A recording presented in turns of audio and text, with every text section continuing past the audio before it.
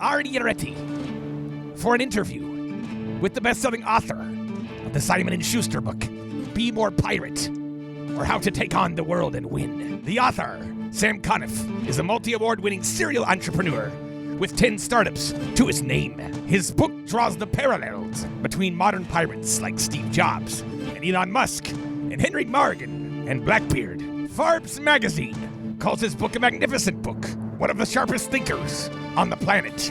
Throughout Sam's career, he's been the speaker of choice for Facebook, Google, Red Bull, Johnson & Johnson, Dyson, BBC, and other top organizations. Now, before we get into today's interview with Sam Conniff about his book, Be More Pirate, we have pirate jokes for you.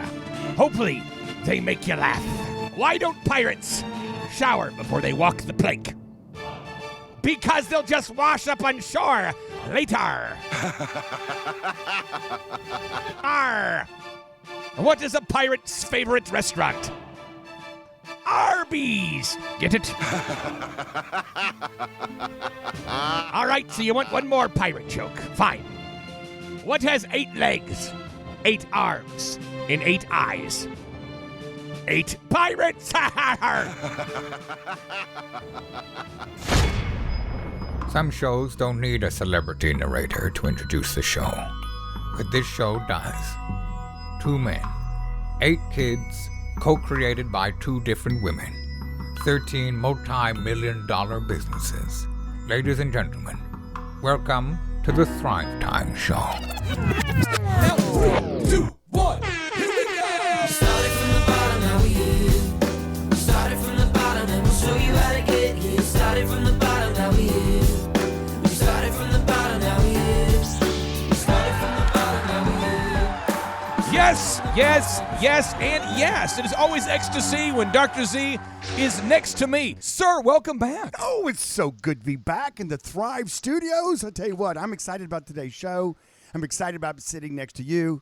I know you're in a great mood because your team's going back to the Super Bowl. the 9th time Brady's gone. Unbelievable. Now, Z, I have a question for you. Sure. Are you ready for a great show? I'll see if I am. On today's show, we are interviewing a best-selling author of a book called Be More Pirate. I like this guy already. His name is Sam Conniff Allende. Welcome onto the show, Mr. Sam. How are you? I am fantastic. Thank you very much indeed, both of you. It's a pleasure to be here.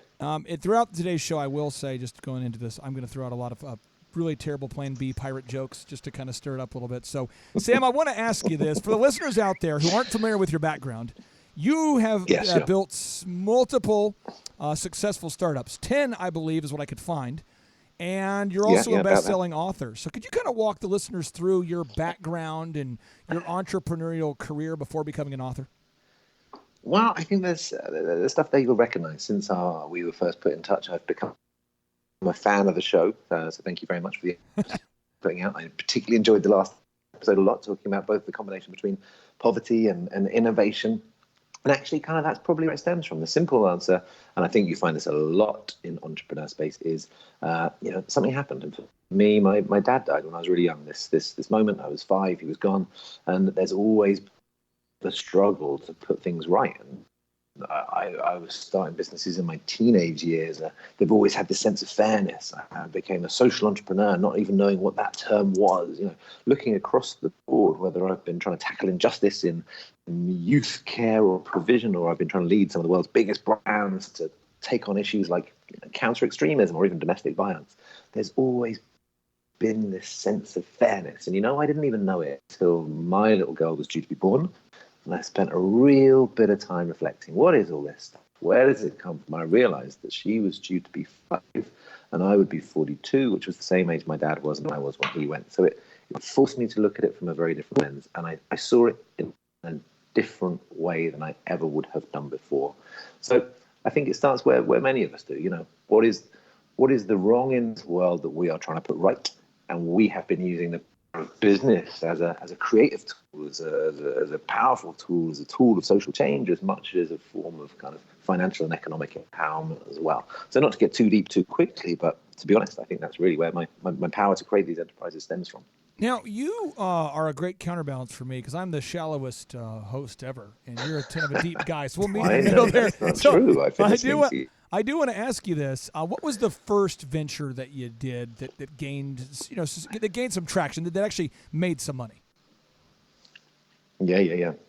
Now I know you're not shallow. I've been listening. I hear the depth beneath that. So you will appreciate this as much as anyone. In the early years, I had this kind of banner of like making a positive impact. I didn't know what it meant. My very first venture was actually the worst named band on earth. It was a band called Fizzy Milk, and I got kicked out of it because I couldn't sing, and my band made me them. And so I started getting gigs, and so in my teenage years, suddenly I was getting paid for putting on parties, and I could not believe it. And that then years of putting on raves and events in old car parks and disused crypts. I'd get DJ sound equipment, and we'd put on these big old events. And I don't know how that was changing the world. Dancing Till the Sun Came Up isn't necessarily doing good for the world, but it was great fun. And that really switched me into, a sense of traveling the world, managing bands, getting into trouble, and my own independent income, creatively making an empire happen. And then very rapidly, as sometimes these stories go out of my business, a very idea, kind of a promotional mechanic, a sort of magazine, a freezine, really. I began to design it, produce it. I started giving it out at nightclubs, and very, very quickly it just took off. And we were all over the country. We were this essential piece of youth culture. And pre-social media, we built effectively a youth media empire. I was in my early 20s, 22, 23. This defining moment. Woke up one day and realized I was about £250,000 in debt. I hadn't been running the business very well. I didn't know what the hell I was doing. We'd been buying a lot of print and then reselling it. And by God, all the fun of the fair, this kind of real sense that we were it, fell to the wayside. And the guys that I was in hock to came to collect, and they came down hard. So there were some very tough decisions. Run away or stay and fight. And that's the moment that all the kind of fun, energy, and the dynamic, all the stuff that we know, the kind of the great parts of the stories, the rubber really hit the road. And I must have been 22 at that, and really had to pull myself to then begin reading some serious business books, understand dual entry bookkeeping, run my ledger properly, and both trade the business out of debt and into profit whilst working out what I really meant by making a difference. Turns out it wasn't that business, but on the back of that, I built a business that did change the world.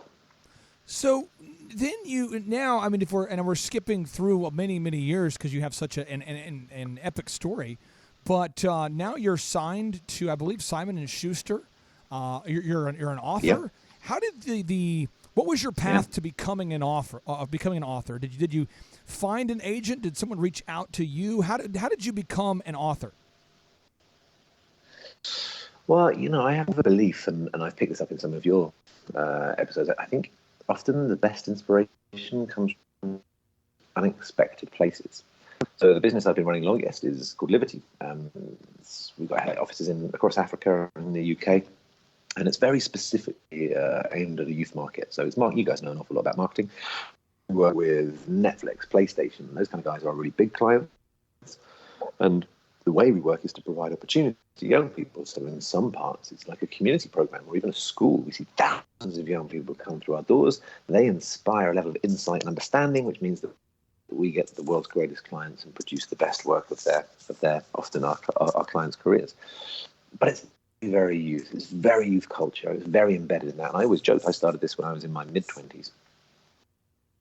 I always joke that when I was 40, it would be time for me to leave, right? Because when you're in your mid-20s, 40 seems like it's literally never going to happen. And so as and when the clock rolled around, I teed up the team that were going to succeed me over a great, dynamic new generation and a new vision for this business. And I needed a distraction project. You know how hard this is. I heard you talk about founder syndrome. When is the right time to step away? And it's probably before it goes wrong. And so I needed a project. I needed a distraction. And, that great Eleanor Roosevelt line, if you want to know what you should do next, you should know the thing that scares you most. And for me, it was writing. I'm dyslexic. All my successes have been teams, so I didn't actually know whether, was I or anything have happened without me. Could I do it on my own, I suppose, if I'm really being honest. And so it was that. In the fear of trying to do the hardest thing I could find was to write. and I knew that it would fill my time like nothing, like an airbag in a crash. I knew that over the year of me trying to transition a new leadership team into the business that I'd loved and run for over a decade, the book, would fill my time. And I met a couple of agents, and I thought, why am I ahead and do that? That's the most interesting part. Why does an entrepreneur devolve their entrepreneurness to write a book? So I acted as my own agent and the author and the publicist and my entire team. And eventually, I was running a business of over 120 people back to one. And my advice to anyone writing a non-fictional business book, as I went to this, a business book is a business, and don't get it twisted. Don't mistake that. It has a P&L, it has a brand, it has everything with it. So I ran the whole thing like I know how to run a business, and really I view my book as another of the startups. I should put that in as number 11. Yeah, absolutely. So be more pirate. I love the name. I love the title. Did the name pop in your head and then you kind of designed around it, or did you just start doing some research and then the name popped up? How did you come up with that name? Well, it was I was actually 20,000 words into my first book, and this is why I was so interested in that last episode of yours. It was all around the power of business as a force of social good. And we all know this narrative is a very hot topic at the moment. Is that the responsibility of business is just to shareholders? Where should the good and influence come from? And it was a book called Purpose First, and it was an argument for the evolution of business moving in a different direction. And certainly that's been a part of my work, consulting the likes of Unilever, Facebook, Google on commercial but corporate and responsible strategy. You know what? I got words in, and it was the most boring book on earth. Even I was bored of my own, but it was like, and God bless and full respect to Ted. But once you watch too many Ted videos, and you're just like, it gets a bit wearing. And I was sat down, and one of my passions has always been the young entrepreneurs. They've always sought me out. I've always made time to mentor them. I've worked with thousands of them the world over. And I was sat down, and I was running a session with this group, and they were just looking at me like, what has happened to you? I was kind of testing the material and making the argument. And they were like, wow, we used to you were fun. And literally this one guy said to me, what's happened? Where are all the pirates? And later that day, I was sat down with the manuscripts, and I wrote this across the top of the one page, and I just threw a whole lot away. Just threw it. Like in the old days when Word would crash or you'd lose a file and you'd hate yourself, but then actually what you'd create afterwards was so much better. It forced me to just delete the entire manuscript and start from scratch. And I knew I needed, I'm good at brand, I'm good at marketing. I needed an access point. How are you going to have a really tough and difficult conversation about the changing nature of business in the first century? Keep pace with the disruption out there, but also hold on to everything that we think is dear around the world. Where is that conversation? Not in a boring or overbearing way.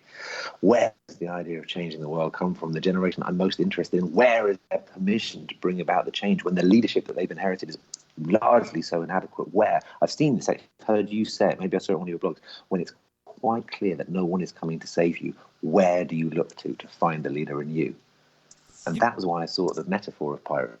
That was the sense of rebellion that I was looking for, but I had no idea the true history I was about to discover when I began the research. And it's in all honesty, that's the bit that's made the book so successful, because I discovered a story that nobody knows, and not just nobody knows, but it is so relevant to 2019.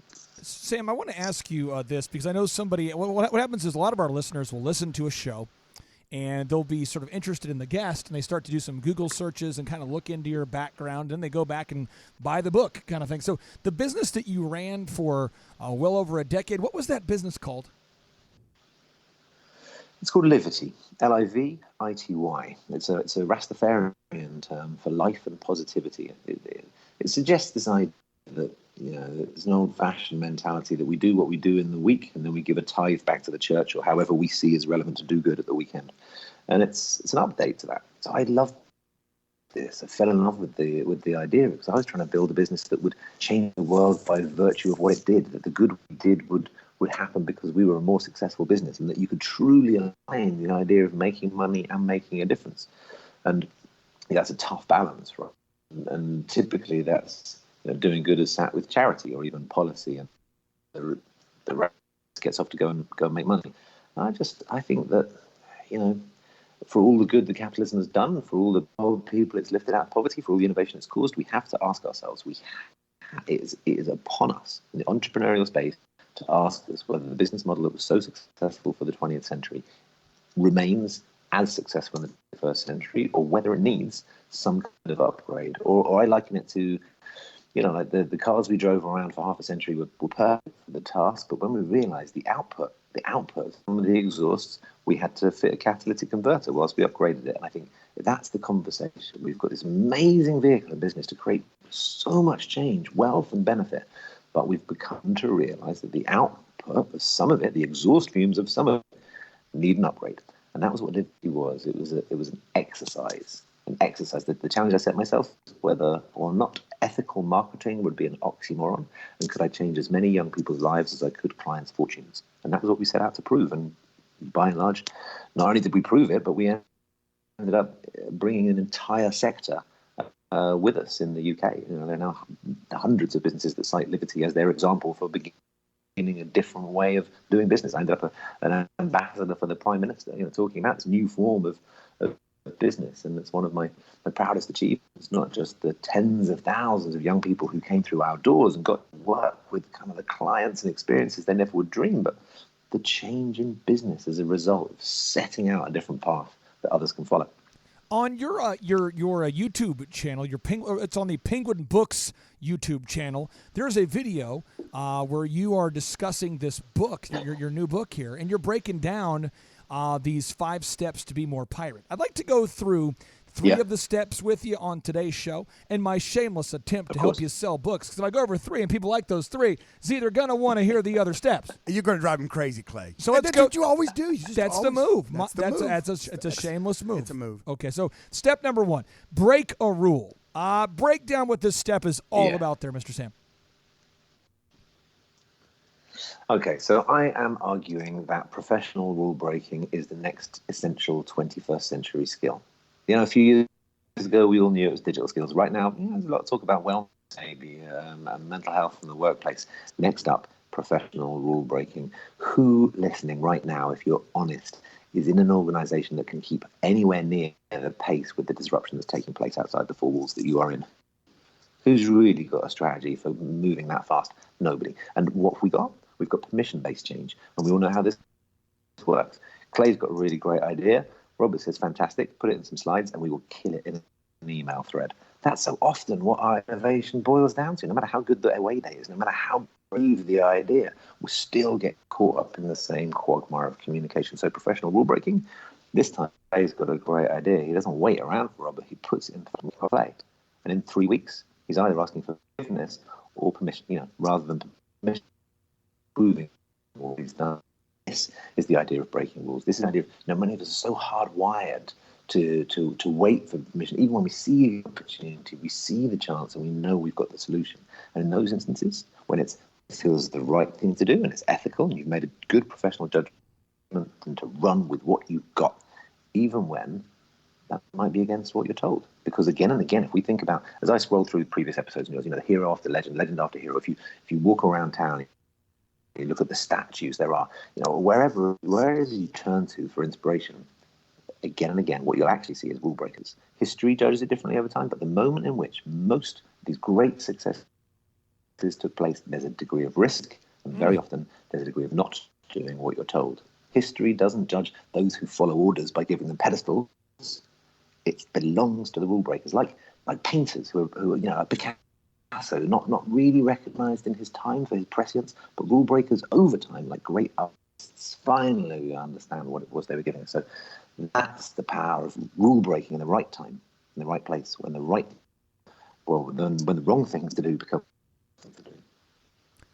I have 3 examples I want to share about rule breaking, and I'd like for you to chime in on this, Z. Okay. One, with your optometry clinic, you guys, you were the first real big optometrist in Tulsa, Oklahoma, to be open 7 days a week.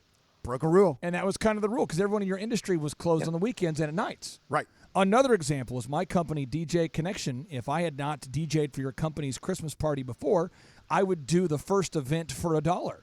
which That's people thought was a move. dirty move. That's a dirty move. How can you compete with a dollar deal? You can't. You can't. And the third move that I think is kind of a hack is just in general the mindset that you have, Dr. Z, towards waiting for a table. If you are ever going to a restaurant and you discover there's a long wait, you immediately ask how much or you ask if there's seating at the bar, or you might offer to tip somebody. You're not going to wait. Well, why would you? Okay, so let's get into this here. How much did people attack you when you decided to tear down the sacred cow of being open only 5 days a week as an optometrist? Well, the board, I had a lot of letters that went before the board quite a few times over my career. Because what they would do is they'd try to nitpick a rule that I had broken that was a board rule, when really they're just mad at me for competition, you know. Right. And so it's kind of the move, you know. Was my name on my door big enough? It's just silly things like that I'd Right. get, you know, people come by and scrutinize my setup and write letters in, and it's my competitors doing it, you know. And how often did your competitors previously pay you before you irritated them? Oh, that's easy. Let me see. Ought from ought is nothing. Okay, so there's a lot of wisdom here in what Sam's saying. Now, step number 2, Sam, you're saying rewrite the rules. You got to rewrite the rules. Why is this step important? Well, this joins those 2 points back together, right? Because, you know, I'm not just talking about willy-nilly rule breaking. Real quick, Sam, but can I call you back real quick? Can I Yep. call you back? The Skype connection is cutting out intermittently, and I'm not sure why, but can I call you right back? Sure. Yeah. I'm going to call you right back. Of course. Key that up, yeah. Here we go. Okay. Was it cutting out when you were first talking to him? Okay.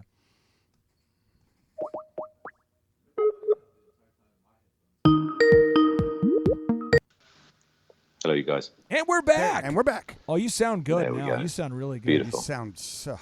Okay, so let me tee that up again here. So, Sam, talk to us about step number 2, rewrite the rules. What is this step all about? Well, if it was just the first stage of rule breaking, you know, it's not necessarily about progress. I think it's an essential part of the creative process. I think it was Picasso that says, you know, no act of great creation took place without first an act of destruction. So I think that's about confidence. It's about establishing yourself. It's about pushing boundaries.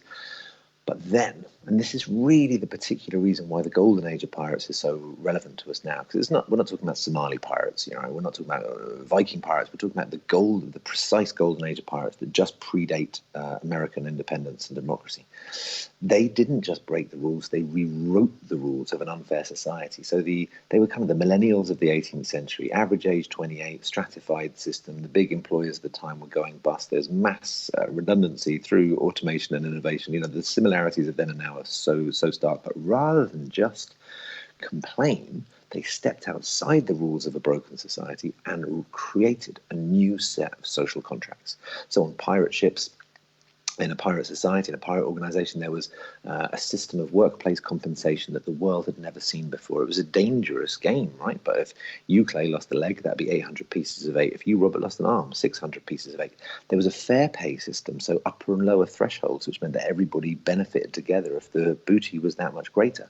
There was a system of universal suffrage, so everybody had a hand in the important strategic matters. But there was also a level of democracy that had never been seen in the world before. Not even Athenian democracy was so representative as on board a pirate ship, because the captain or the CEO of the organization could be deposed by the crew, leading to a level of accountability no one else had ever seen.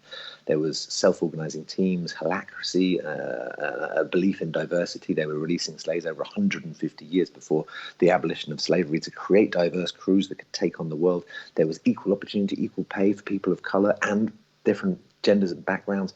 I mean, these really were some of the big issues of today, tackled bluntly and brilliantly by a set of organizations that then took on the entire world. And you know what? For nearly 40 years, they won. So this is the interesting question for those listening, right? There, of course, are stupid rules out there. And as you two both just said, right, great, we're going to break that rule. And then we've created a new rule. So your new rule is 7 days a week. Fantastic. Your new rule is a very, very bold new business development opportunity and a clear statement of how confident you are in yourself to go out for $1 a time.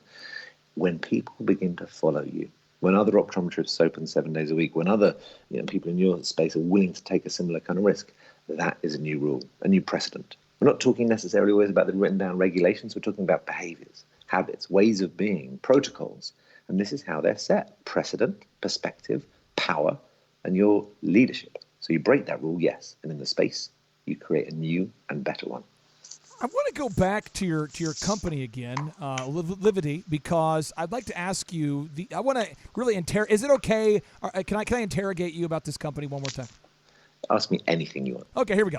So, what kind of rules did you break with this company? You know, your first company that did very, very well. What kind of rules were you breaking? I mean, you kind of fire off a few of these sacred cows that you questioned and you pushed against, and that you changed to make that company work. So fundamentally, we fought very strongly against the idea that a business that can make a profit and the very best in class creative output and quality products couldn't also stand for justice, fairness, equality, and fight for those principles as equally as it did its profit margin. We proved that one of the most successful marketing agencies in the country didn't have to be based in central London offices. We're based robustly in one of the toughest neighbourhoods in London, an area called Brixton in South London. We proved that a business doesn't benefit the community by once a year going out to paint some fences or maybe fix up a schoolyard. We opened the doors of our office every single day, and young people from any background or any walk of life could come into our office and find a safe space where, even if it was just to do their homework or just to get off the streets, and they would be welcomed and they'd be given opportunities and they'd be given access to work and empowerment themselves without booking an appointment, without any question mark whatsoever, literally where business and the community and their mutual power met overnight. We rewrote the rules that your clients should be sacred cows themselves, and it was very common for young people who might have been involved in gangs, young people who've had extreme difficulties, to find themselves sat opposite a PlayStation executive. And it will always happen in those moments. Prejudice was destroyed. People's understanding of people at the other end of the social spectrum was completely transformed, and people were brought together. We challenged the idea of CSR, that a business does its good by giving back once it's made its profit. And we designed our social good right to the core of our profit model and our business model. We went out and proved that the little guys can't take on the big guys, and we relentlessly went up against the biggest advertising agencies in the world. And we would win again and again, taking them on, taking a fight to their own doors. And we would turn up with young people. We'd turn up with young people in our pitches. So yes, alongside some of the best marketing executives the UK has to offer, but sat right next to teenagers who've seen an example or experience of the other side of life. When you're pitching for Netflix or Facebook or the kind of great youth brands that we had, rather than that be seen as a risk, or who the hell are these guys turning up with these young inner city hoodlums? It was about our integrity and our authenticity and our creativity. So yeah, I mean, I can carry on naming them, but the proof in the pudding, like I say, is not just about breaking the rules, it's rewriting them. And one of my last acts as CEO was picking up the Grand Prix at the Beamer Awards, which usually only goes to a body of work. And this was the first time it had ever gone to a business. And it was for the shift, the fundamental shift that we'd proven in an agency through our decades' work, that actually this is possible. Doing good isn't an afterthought. Doing good is increasingly becoming an essential part of what we do. Did you start that business out of like a condominium? Did you start it, where were you physically located, and how did you get the capital needed to start that company? I was in Brixton. I was leaving Don't Panic, the one I told you about, where I got in a healthy amount of trouble and a couple of death threats. I had this vision, I had this question, is ethical marketing an oxymoron? Could we build the world's first marketing agency based solely on and around ethics and convince clients that their audiences aren't just their opportunity, but also their responsibility? I met my business partner, Michelle Morgan. She was much more established in the advertising industry than I was. And together we raised £10,000, which is our own money, ostensibly. And we put that down and said, right, that will pay us for basically 3 months. We got a tiny little room in a back office in Brixton, and said that gives us 3 months. If we can't win a client in 3 months, then this idea isn't a real business. If we can't raise an invoice in 3 months, this isn't a real business idea. How did you raise the 10,000 pounds? Did you sell a kidney? Kidney sales. Did you pick up aluminum cans? I mean, Kidney sales, that's a tip. That is a tip. That is a tip. That is a bonus tip. You got two. Yeah. Okay.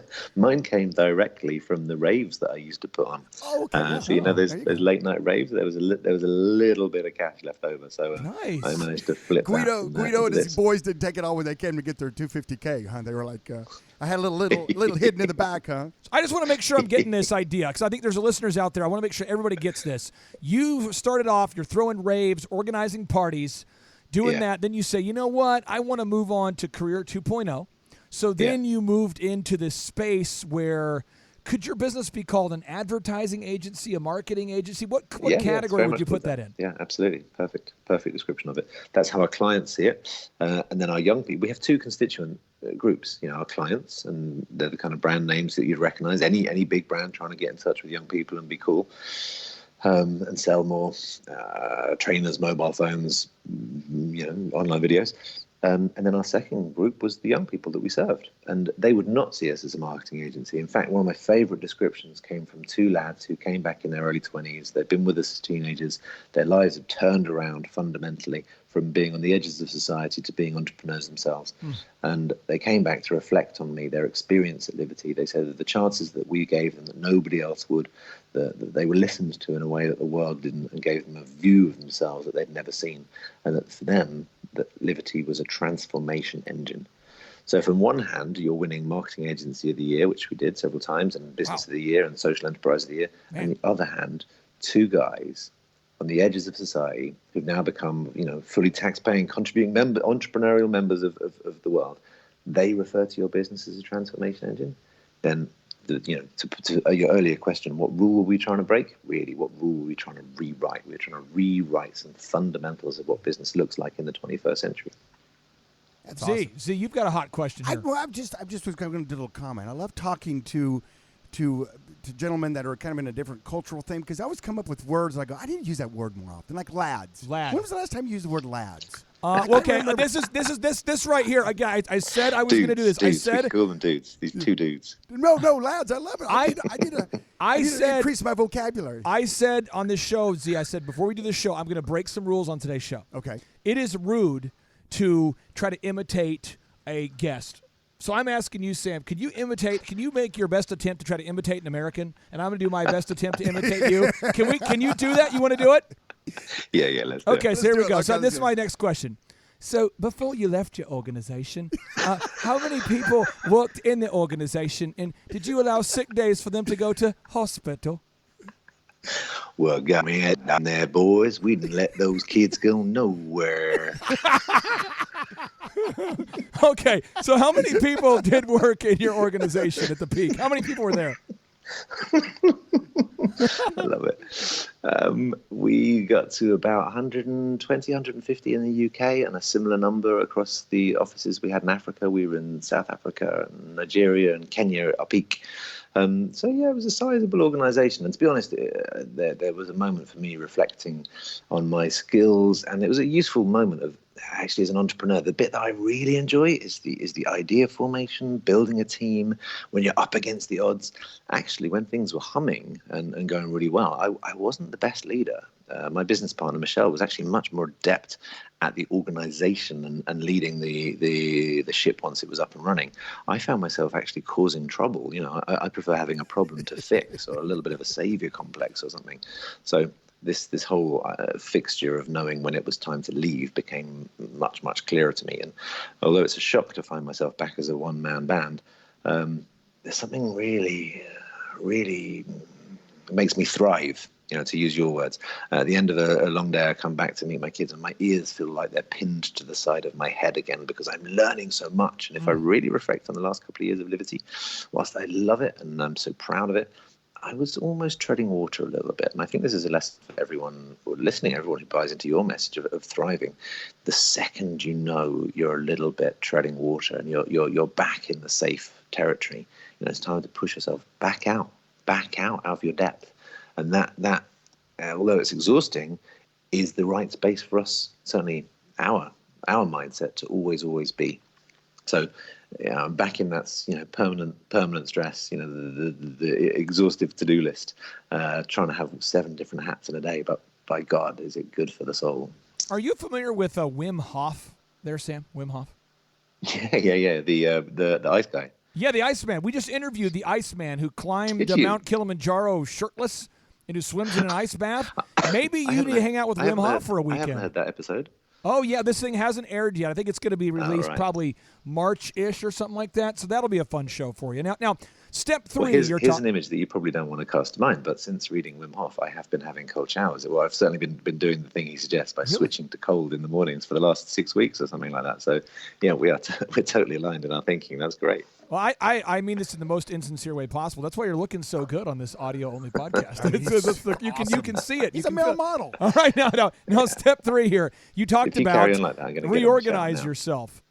What is this step about at its core? Reorganize yourself. So this is one of the lessons that the pirates taught us, okay? So the pirate, even though we have this incredible image of pirates and their strength and their fearlessness and their strategy, and, I bring a lot of that out in the book, a lot of it that has been lost to the history books. Even at their peak, we're talking about a community of around 2,000 tops. And when you add it all up, they're up against the Royal British Navy, the Spanish Armada, the East India Company, the various colonial governors. The odds were huge, sometimes outnumbered 45-1. And in there, I think I thought I could find some very relevant lessons. We know in both the UK and the US economy, over 90% of our economy is that contributed by SMEs, and about 60%, I think, in its equal numbers in both senses, as 0 to 9 employee organizations. So by far and away, most of us are that small scale, small size. And I think, again, through the latter part of the 20th century, there was very much this mindset and a narrative that scale is good and scale is always good. And when are you going to scale? And the conversation, we've all had the same conversation. How many people you got? What's your turnover? We only ever talk about the biggest numbers. And increasingly, I think power is shifting. I think I really subscribe to this idea. It's not my idea, but the paradox of scale. I talk about it in the book, that where big was once a asset in big business, it's becoming a liability, and the wind is in the sails of the little guys. They have our support as consumers and customers. We're getting behind smaller organizations. They have our interest. Where do we want to work? We want to feel like we're connected to decision making and having an impact. We want to see that. It's in report after report, from the Deloitte Millennium Report right through to Meaning at Work report.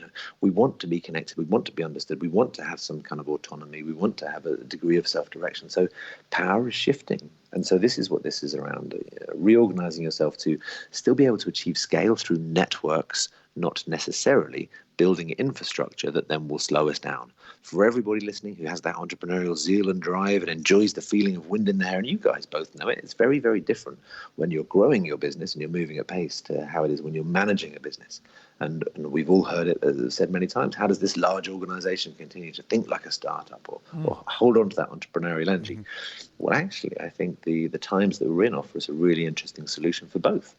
Through networks, through believing that scale can be achieved through collaboration and not necessarily solely one organization, there's a real opportunity. And look at some of our biggest businesses. There was a time when you think they were untoppable, but even the giants, Facebook and Amazon, even from a brand point of view, are certainly under threat. We've seen the first turns drop in Apple's own figures. If business history has taught us anything, it teaches there is no certainty whatsoever. The rise of the little guy, the re-rise of the little guy and their power, if we can collaborate effectively, there is nothing that we can't do. So that's what this notion of organizing yourself is. The pirates' ability. Under Captain Morgan, they had crewed every single last pirate. 2,000 of them formed, and they took on Panama, the strongest stronghold of the Spanish Empire, and they took it down, and they disassembled and went back to being their individual pirate crews with their own agendas and their own egos. What it demonstrates, this cellular-like ability to work together when you need to have the strongest narrative of you all, but to be able to operate as individuals is really, truly the benefit of both worlds. And that's the opportunity, I think, afforded to business now. Sam, just to hammer home, to provide ample proof and examples of what you're saying being true, we just interviewed a guy by the name of Lucas Keller. Lucas Keller, it's Keller.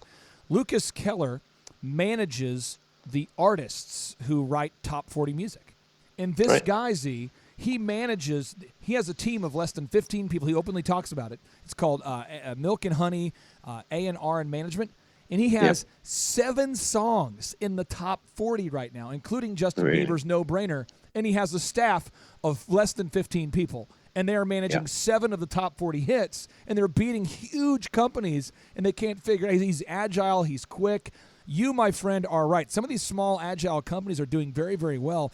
But before we go into more questions about your book, I have a question for you, Sam. Bring it. Why don't pirates shower before they walk the plank?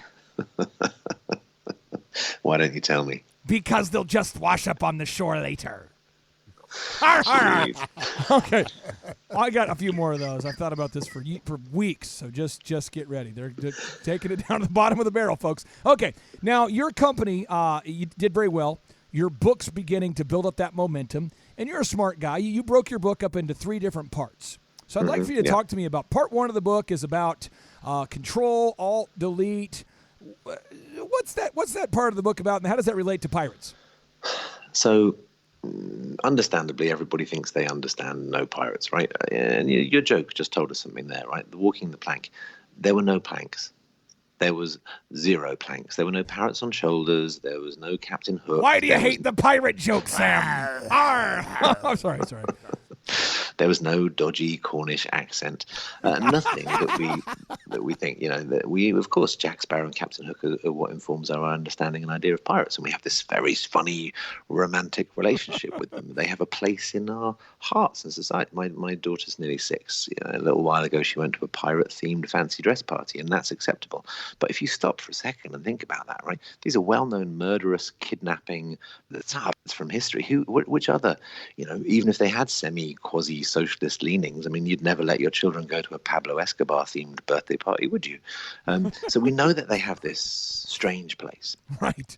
But we don't know the full truth. So control or delete pirate is to take that bit of the story that we know and then just park it, because the part that you don't know is the degree of innovation that I was talking about earlier on, or to add to it, that the pirates were really the architects of the first ever global super brand. The Skull and Crossbones, as finely designed by Captain Calico Jack Rackham, was the world's first meme, deliberately designed to go viral, which communicated their singular brand message, which was surrender or die. And we can discuss the morality of it, but nonetheless, as a piece of advertising, it was genius.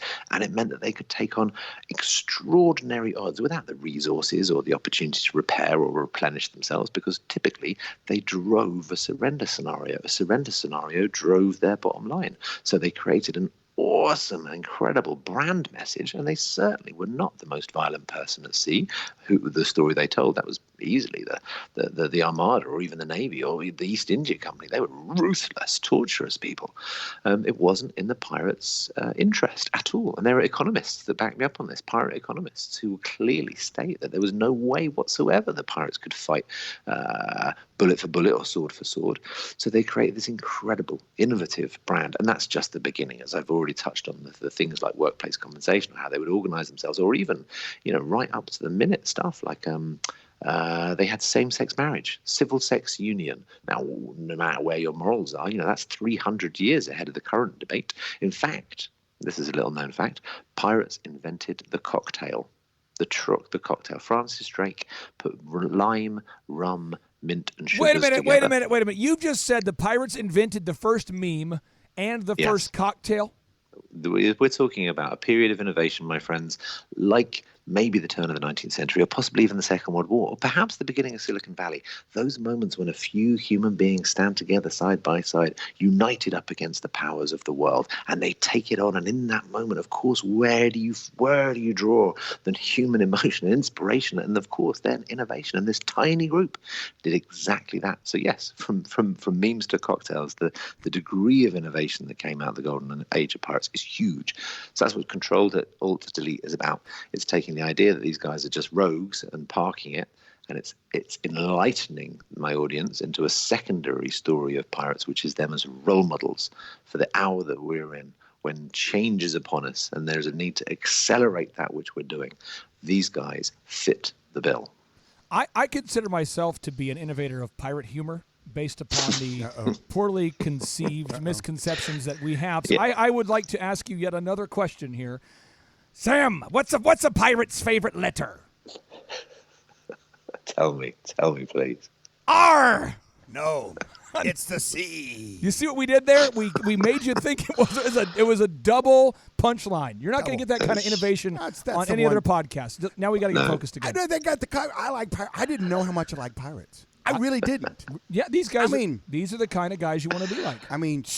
The first meme, the first cocktail. Well, let's plunder his brain and ask him more questions. Okay, so chapter 1 of your book, Here Be Dragons. What's this chapter all about? Oh, I like this story. So Here Be Dragons allegedly was written on the side of maps. We had a certain degree of cartography skill at the time, but we certainly didn't have a complete picture of the world. In fact, there was still some indecision as to whether it was truly round or flat. And at the very edges of maps, where people didn't want you to go, they would write, "Here be dragons," as an easy way of saying, it's unsafe. And I like this. I like this sentiment, particularly at the moment, because we don't have all the answers. We know we don't. But routinely, we kid ourselves that we do. Innovation very often is happening in bright laboratories underneath spotlights. And the truth is, we don't always hold all the answers. Our leaders don't necessarily have all the solutions. And increasingly, I think that's beginning to feel very apparent. How we get to where we're going to go next is not going to be done just by following the old patterns. I think it's Einstein who says, following the same route that caused a problem will never get you to a solution. And so I think it's time to no longer be scared of the dark. To look to the shadows, and rather than continue to, like we do, tell small children that they should be scared, understand that actually amongst the edges, not only is there opportunity, but there's innovation and there's understanding and there's answers and perhaps there's even freedom.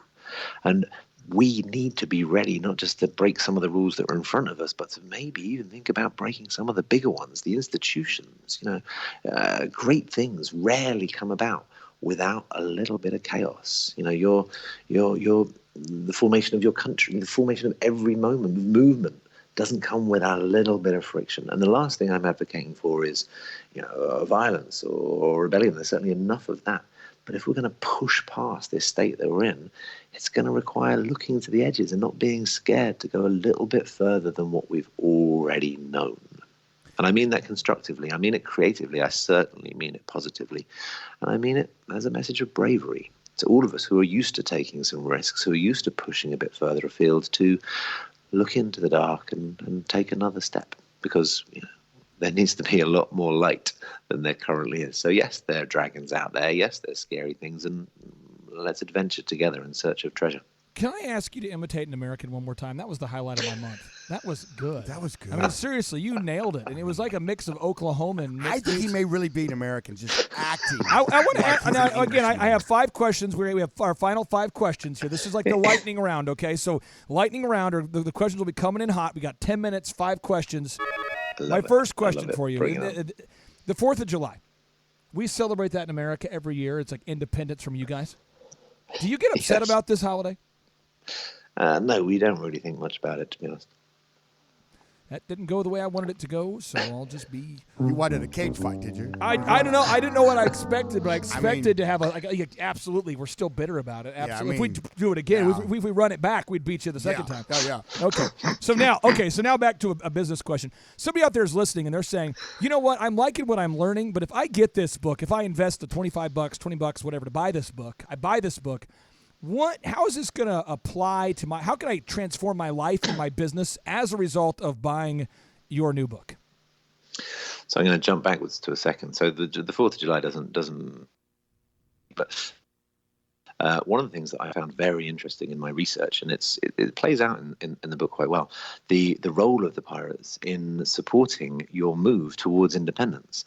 When the colonial governors, and in fact the colonial governors that became the founding fathers, were meeting and discussing the ideas upon which the declaration would be drawn, they looked to the pirate community. It's a little-known fact that during the success of the golden age of pirates, their societies on ships were so powerful, successful, and well-structured that they took them onto land. And in Nassau, down there in the Caribbean, a proto-democratic republic was formed where all men were regarded self-evidently equal. And it's no surprise that the founding fathers, the colonial governors who had their heavy investments down there, looked upon this crucible, this petri dish of interesting formative democracy, and then employed the pirates as their militia to challenge the king, his taxes and his forms of control. And they laid the foundations of tackling the old world in the formation of the new world. So actually there's a singular narrative where pirates have their grubby fingerprints on the formation of this great country of yours. So that would be my July the 4th link.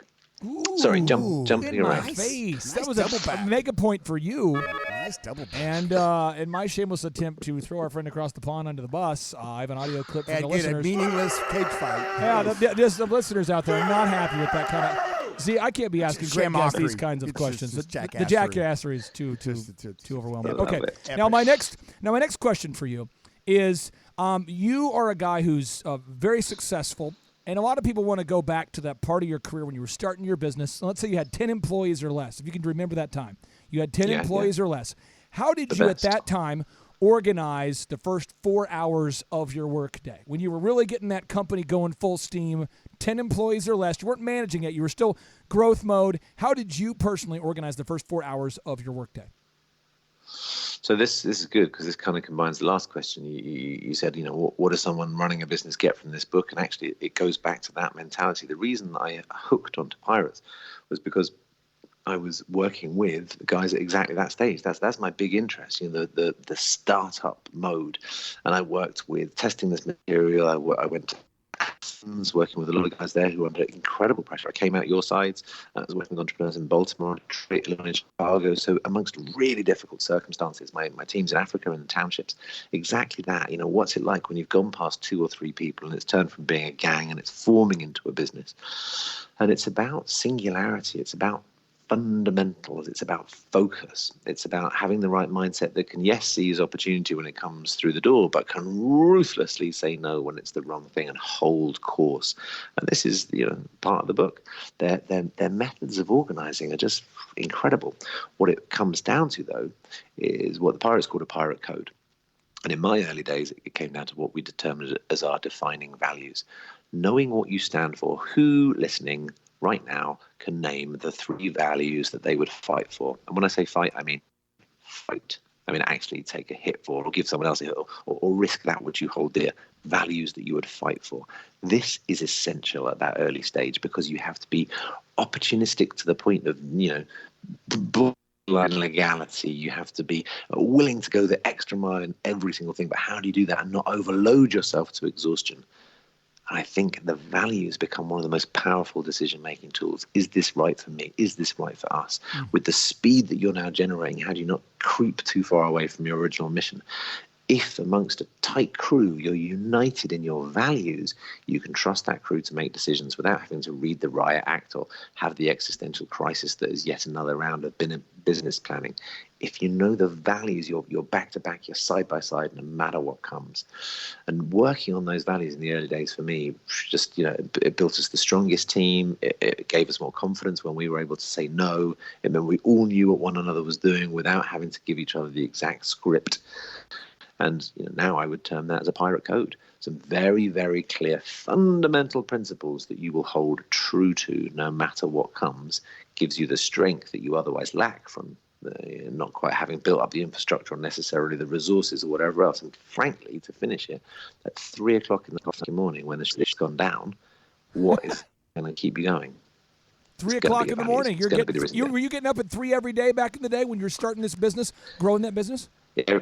You all know that moment. It happens in every entrepreneur's early life. Something's gone wrong, or the opportunity is tomorrow, or the pitch is happening, and you're still in the office at 3 in the morning, and somehow you're all still buzzing.